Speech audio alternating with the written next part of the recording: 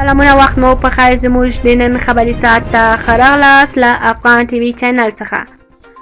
د کډوالو عالي کمیشنري زده کړه او کار ته د افغان نجونو او ښځو لاسرسی له خطر سره مخ شوی دی.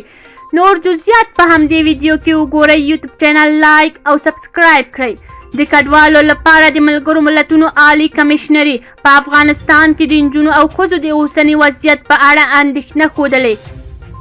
د ادارې نن په خپله رسمي ټویټر پاڼه لیکلي افغان نجونې او ښځې د محدودیت له لوړ ګواښونو سره مخ دي.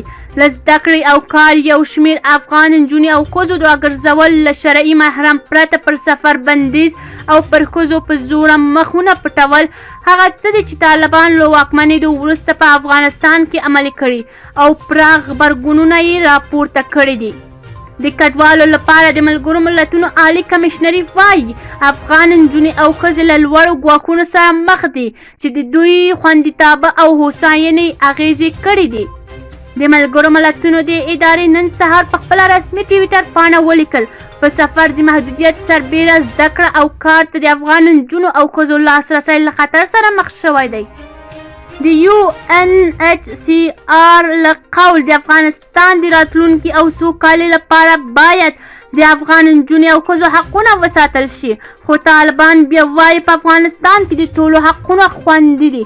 د طالبانو ویان ذبیح الله مجاهد ازادي راډیو ته ویلي په افغانستان کې د ښځو منزوي کېدو ناسم خبر دی.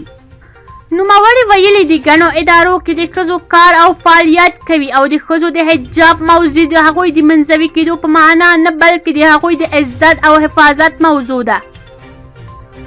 په زوره په نجونو او ښځو مخونو پټول، په زده کړه او کار یې محدودیت، له شرعي محرم پرته د سفر مخنیوی او ترڅنګ یې د هغوی د سوله ییزې اعتراضونو مخ نیول هغه څه دي چې طالبانو اوسنۍ اداره په کور دننه د نړیوالې کچې له پراخو غبرګونونو او پوښتنونو سره مخ شوي دي.